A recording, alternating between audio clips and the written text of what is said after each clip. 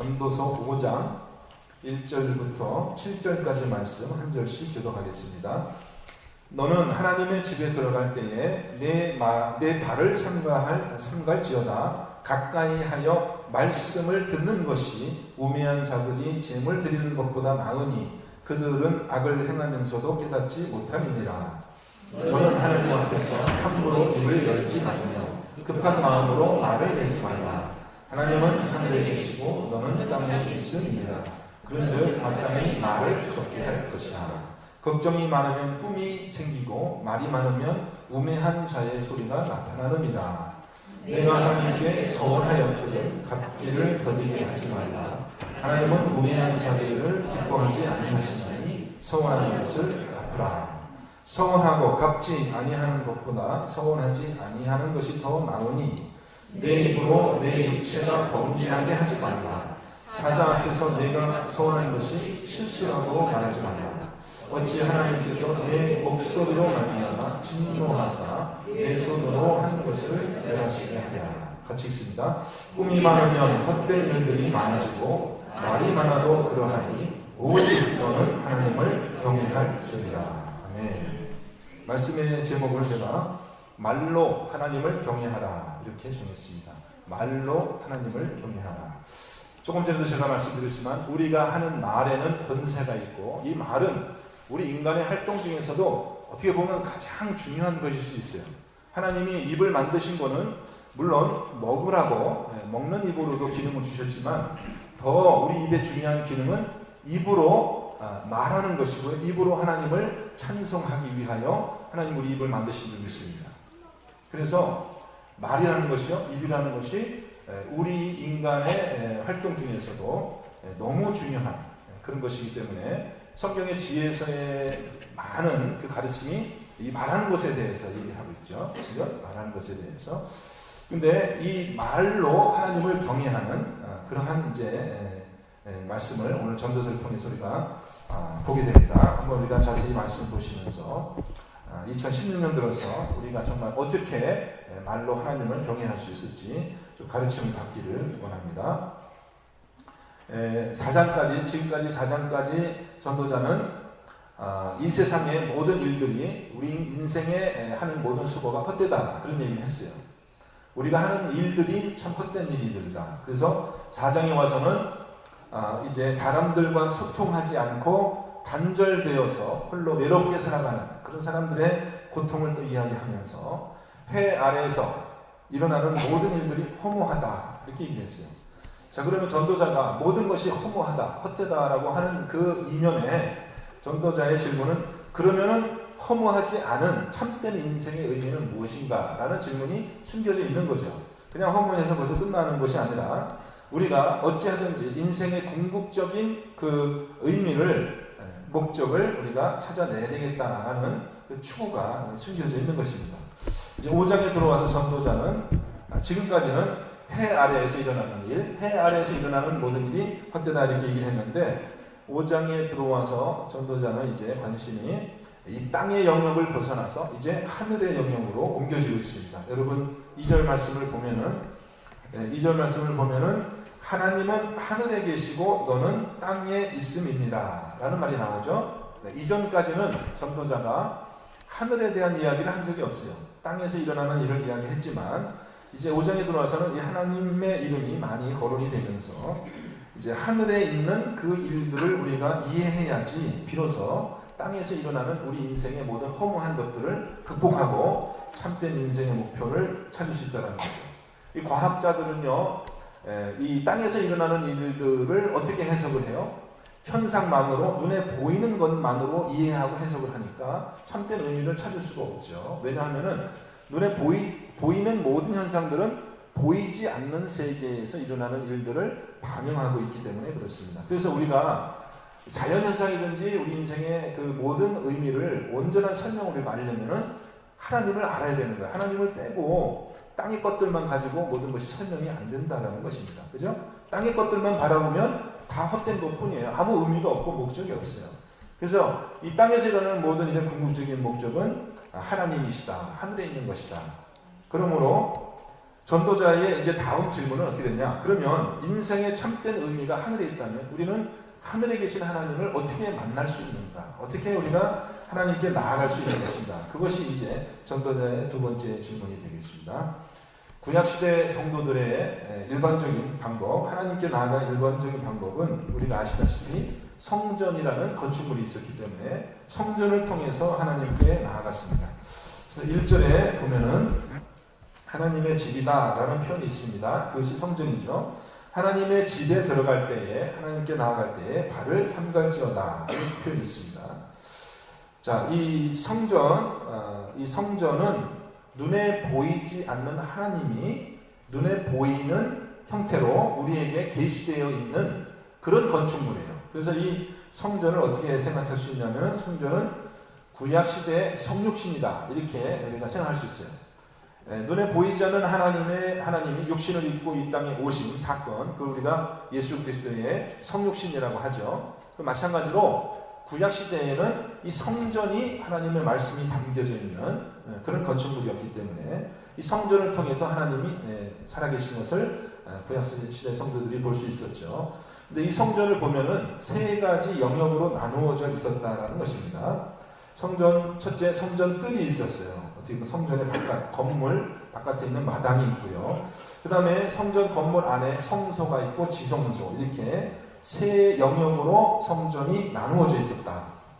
성전 뜰은 뭐 하는 곳이냐? 성전 뜰은 이스라엘의 평민들이 살아가는 활동하는 영역이고 거기에서는 제사를 드렸습니다. 제단이 있고 제사를 드렸어요. 거기는 평민들이 살아가는 영역이에요.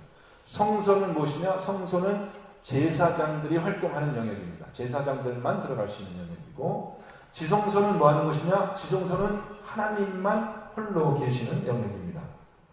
그래서 어떤 인간이든지 하나님께 나아가기 위해서 반드시 먼저 어디서부터 출발하는 겁니다. 성전 마당에서부터 먼저 출발해야 되고 어디로 들어가야 되는 것이냐? 성소로 들어가야 되는 것이고 그 다음에 지성소로 들어가야지 그 과정에서 이제 하나님을 만날 수 있는 거죠. 하나님께 나아간다는 것은 이스라엘 사람들에게는 성전으로 나아가는 거예요. 성전에 올라가서 마당에서 제사를 드리고 성소로 들어가는 것, 그것이 하나님께 나아가는 길이었습니다. 근데 그 과정에서 가장 꼭 필요한 것이 뭐였어요? 그 과정에서 꼭 필요한 것이 제사가 필요하다는 것이죠. 제사. 희생의 제사, 그 다음에 속죄의 피가 없이는 아무도 그 성소에 근접할 수가 없습니다. 다 죽죠. 그렇게 피가 없이 성소로 접근하면 하나님께 접근할 수 없기 때문에 다 죽게 됩니다. 자, 그러면 이 성전과 성전의 이 나눠진 영역과 제사법이 우리에게 보여주는 가장 중요한 그 메시지는 뭐냐? 하나님이 거룩하신 분이라는 거예요. 하나님이 거룩하신 분이라는 겁니다. 이 성전의 건축물을 딱 보면서 우리는 뭘 이해하냐면은 거룩함이 없이는 누구도 하나님을 가까이 할 수 없고 볼 수 없다. 그래서 이 하나님이 거룩하시다라는 것을 우리가 똑바로 정신이 깨어서 그것을 인식하는 거 있잖아요. 그것이 오늘 말씀의 결론인데 그것을 구약성경에서는 그것이 하나님을 경외한다 이렇게 보는 겁니다. 하나님을 경외한다라는 그 표현을 영어로 오늘 제가 보니까 stand in awe 이렇게 되어 있거든요. stand in awe. 그러니까 하나님 앞에 서는데 어떻게 서냐 하면 라는 것이 영어로는 이게 감탄이기도 하고 야 이거 뭐 어떻게 할 수 없는 그런 거죠. 경탄이죠. 우리가 이걸 참 한국말로 어떻게 번역할 수 있을지 모르지만 Therefore we stand in awe of God. 하나님에 대한 감탄과 경탄과 두려운 그런 마음으로 하나님 앞에 서는 것, 그것이 지혜의 근본이라고 합니다. 우리가 잠언을 지혜서라고 하죠. 욥기, 시편, 전도, 잠언, 아가서 이게 다 지혜서라고 하는데 지혜서가 공통적으로 말하는 지혜는 뭐라고 했어요? 하나님을 경외하는 것이다. 이렇게 얘기해요. 그러니까 지혜의 근본은 하나님을 경외하는 것이다. 하나님에 대한 감탄과 경외가 있는 것이다. 그런데 그것을 제가 아까 말씀드린 대로 성전에 계시된 제사법으로 봤을 때는 하나님을 경외한다는 것이 무엇이냐? 뭘 경외하는 것이냐? 하나님이 얼마나 거룩하신 분인가.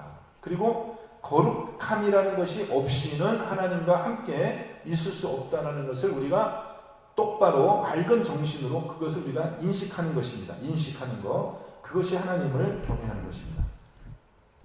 여러분이 이제 이스라엘 사람이었다면 하나님께 제사 드리러 가서 여러분이 할 수 있는 것은 뭐냐? 성전의 앞마당에 그 번제관이 있고 그 앞에서 이제 여러분이 희생의 양이나 염소나 소를 가지고 가면 그것을 여러분이 잡습니다. 잡아서 그 피를 제사장에 드리면 제사장이 이제 여러분에게 여러분이 잡은 그 동물의 피를 갖다가 제단 위에 뿌리는 제사를 대신 드려줘요. 자, 여러분이 직접 제단 위에 가서 피를 뿌릴 수 있습니까? 없습니까?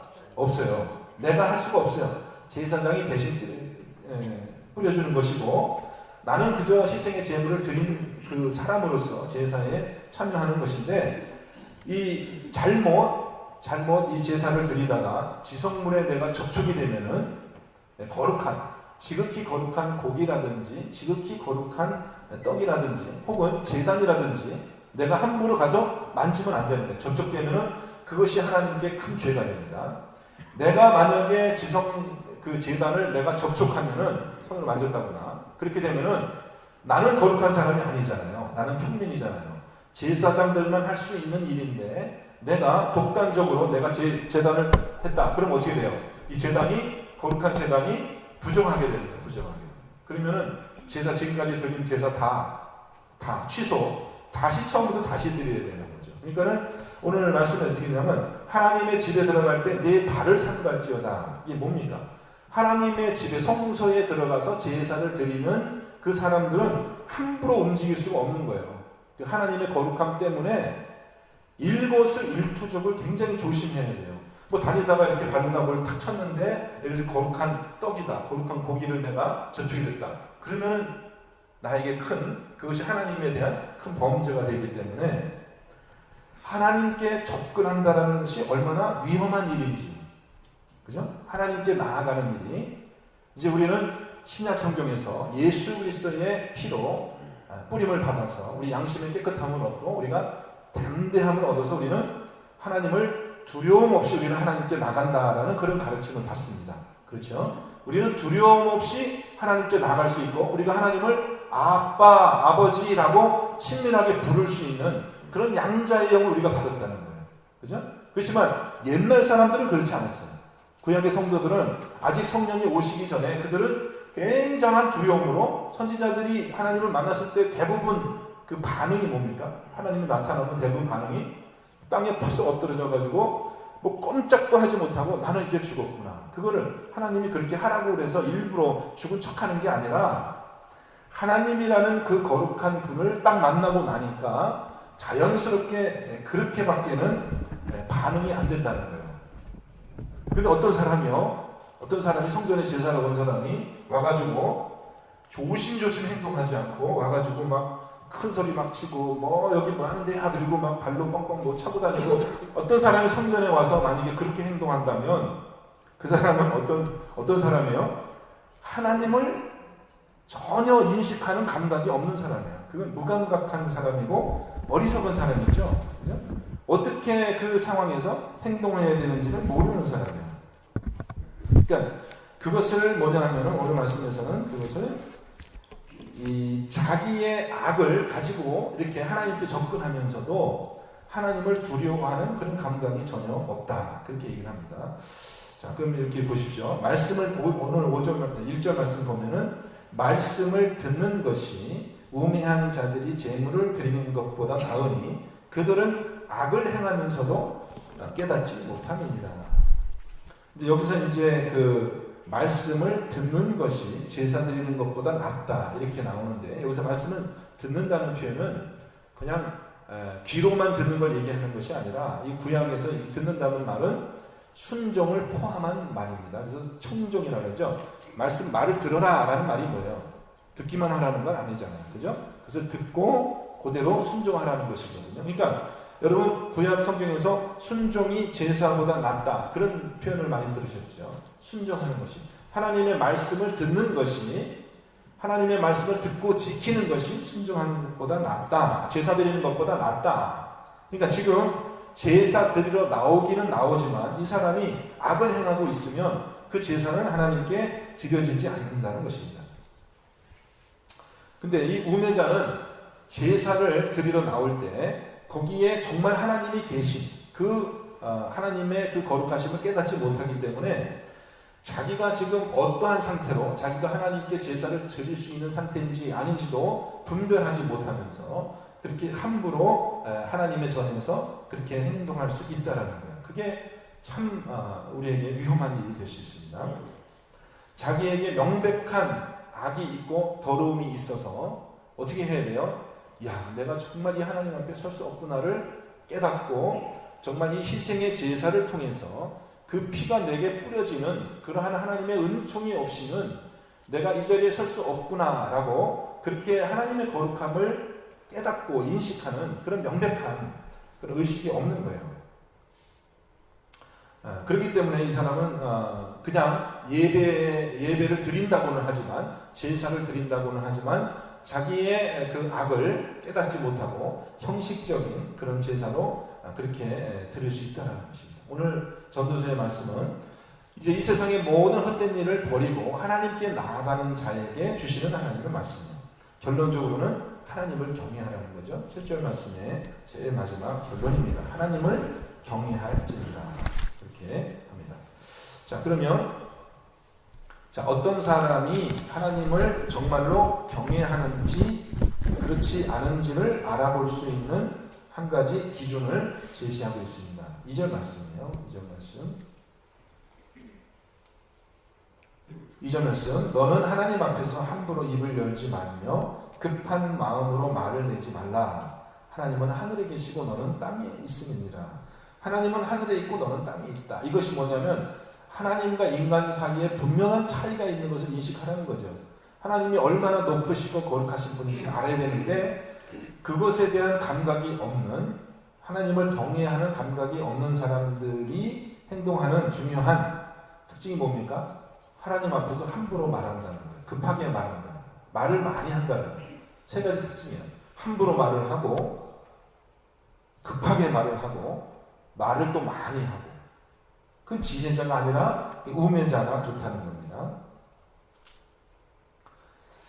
여러분, 만약에 우리가 하나님께 나아갈 때 그 하나님을 경외한다는 하나님에 대한 경이로움을 느끼고 있다면, 여러분 제가 예를 말씀드리면은, 여러분 만약에 호랑이가 한 마리 있다고 합시다. 살아있는 호랑이를 우리가 야생에서 산에서 만났어요. 우리가 뭐 호랑이한테 가까이 갈 일도 없겠죠. 만나면 도망가야 되겠죠. 당장 지리하니 도망가야 되겠지만 만약에 우리가 호랑이 앞에 가까이 간다고 생각합시다. 그럼 어떤 태도로 여러분 가까이 가겠어요? 가까이 가겠어요? 그게 아니잖아요. 한 발 움직이는 것도 진짜 온몸이 쭈삐쭈삐 서는 거죠. 한 발 가까이 가는 것도. 호랑이가 금방 나를 덮치고 나를 움키고 잡아먹을 수도 있는 상황 아니겠어요? 내가 가까이 갈 일도 없지만 만약에 우리가 가까이 간다고 하면 어떤 태도로 가까이 가겠어요? 온몸이 정말 긴장해서 살고 한 발짝 이렇게 가까이 가야 되잖아요. 살아있는 호랑이 한 마리한테 접근하는 것도 그렇게 쉬운 일이 아니죠. 어려운 일이잖아요. 근데 살아계신 하나님께 우리가 가까이 간다는 그 감각이 어떤 것이 되어야 되겠습니까? 그것이 바로 선지자들이 하나님을 만났을 때 느낀 감각이에요. 사실 욥이 그렇게 표현했거든요. 하나님의 영이 나를 지나갈 때 내 온몸의 털이 쭈뼛했다라는 표현이 나옵니다.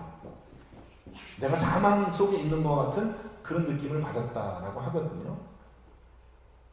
그래서 이 하나님께 나아갈 때 절대로 말을 함부로 할 수가 없는 겁니다. 어떻게 말을 함부로 하겠어요? 하나님이 계신데요.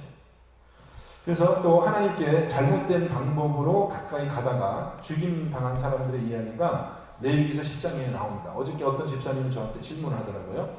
레위기 전체의 요절이 무엇입니까? 그래서 제가 고민했어요. 그렇지. 레위기 전체의 요절이 무엇인가 생각하다가 보니까 레위기서 10장에 그 요절이 있더라고요. 레위기서 10장 1절부터 3절 말씀 제가 한번 여러분께 읽어드리겠습니다. 아론의 아들 나답과 아비후가 각기 향로를 가져다가 여호와께 명령하시지 아니하신 다른 불을 담아 여호와 앞에 분향하였더니 불이 여호와 앞에 나와서 그들을 삼킴에 그들이 여호와 앞에서 죽은지라. 모세가 아론에게 이르되 이는 여호와의 말씀이라 이르시기를 나는 나를 가까이 하는 자 중에서 내 거룩함을 나타내겠고 온 백성 앞에서 내 영광을 나타내리라.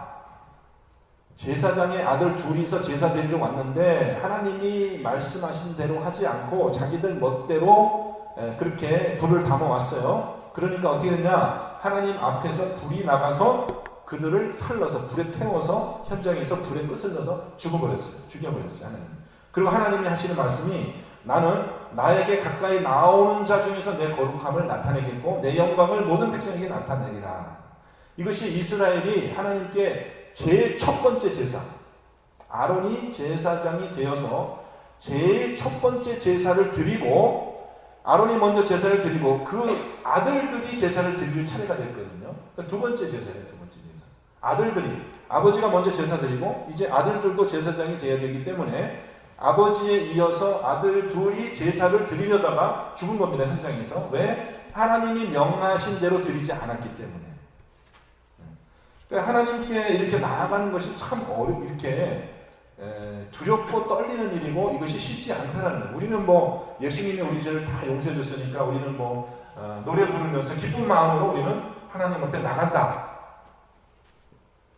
라고 하지만 그렇다고 해서 우리가 하나님이 거룩하시고 하나님이 하늘에 계신 그분의 우리와 차별된 그 모습을 우리가 망각하고 우매한 사람처럼 깨닫지 못하고 함부로 나아가는 것이 아니라는 것이에요.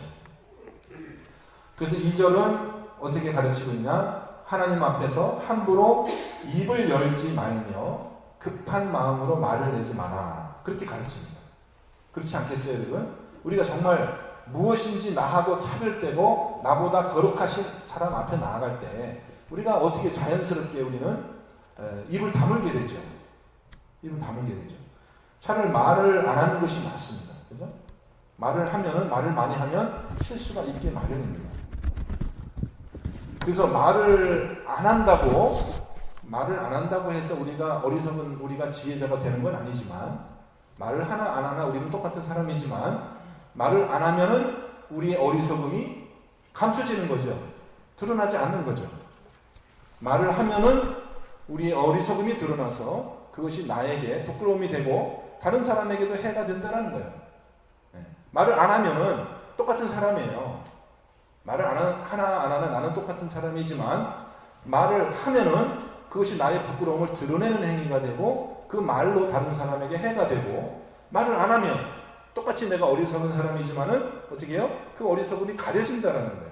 다른 사람에게 유익이 된다라는 거예요. 그게 지혜자예요. 그러니까 지혜자냐 어리석은 자냐의 차이는 그 사람이 뭐 다른 사람보다 똑똑해서 지혜자가 되는 게 아니라 말을 안 하면 지혜자가 되는 거예요. 말을 안 하면. 그렇잖아요. 말을 안 하면 내 부끄러움이 드러나지 않으니까.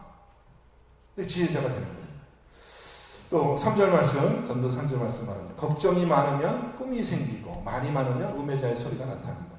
여러분 언제 꿈을 많이 꾸십니까? 좋은 일이 있고 기쁜 일이 있을 때 꿈을 많이 꿔요? 아니면 생각이 복잡하고 막 걱정이 많으면 꿈을 많이 꿔요? 대부분 좋은 일이 있고 행복하면 별로 꿈을 꿀 일이 없어요. 꿈을 꿔도 뭐 기분 좋은 꿈을 꾸겠죠. 근데 걱정이 많고 생각이 많고 막 그러면 잠도 못 자고 그러면서 꿈이 많아지거든요. 그렇다는 거예요. 그게 자연스러운 법칙이에요. 걱정이 많으면, 생각이 많으면 꿈이 많아지고, 말을 많이 하면 거기에 자연스럽게 뭐예요? 우리의 어리석음이 드러나게 된다. 이거예요. 원래 우리는 어리석은 사람들이에요. 원래 어리석어요. 근데 말을 많이 하면 어떻게 돼요? 더 어리석은 사람이 되는 거예요. 원래 어리석지만 말을 많이 하면 더 어리석은 사람이 되는 거고, 말을 안 하면은 어리석지만 말을 안 하면은 그 어리석음이 가려져서 지혜로운 사람처럼 그렇게 보이게 된다는 것입니다. 우리가 사람과 사람 사이에서도 그렇지만 더더군다나 하나님 앞에 나아갈 때는 우리가 얼마나 더 서로를 삼가해야 될 것인가, 그에 대해서 얘기해요.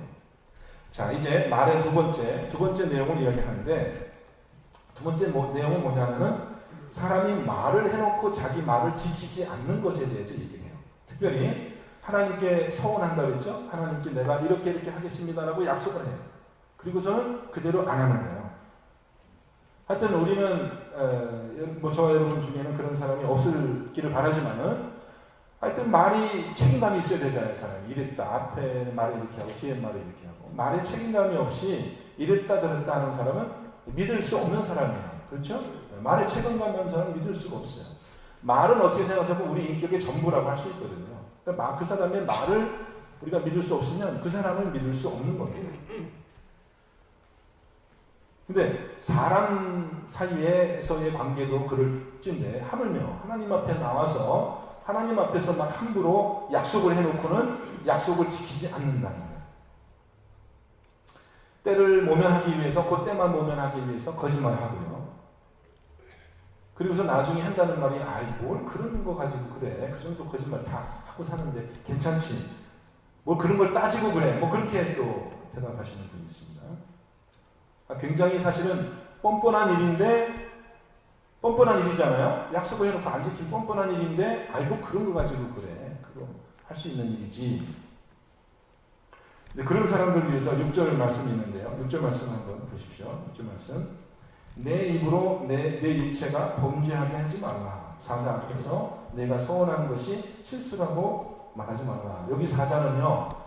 이제 동물 그 사자, 동물의 왕 사자를 얘기하는 게 아니라 여기서 사자는 우리가 메신저라고 하죠. 사신, 메신저, 누구에게 보냄을 받은 사람. 천사를 얘기해요. 하나님에게 보냄을 받은 천사를 얘기해요. 천사가 와가지고 얘기를 하는 겁니다. 야, 너가 하나님 앞에 이렇게 약속을 해놓고서 왜 네가 한 약속을 안 지키냐? 그랬더니 이 사람이 한 얘기가 뭐예요? 뭐라고 대답해요? 6절 말씀을 보면 이 사람이 뭐라고 대답해요?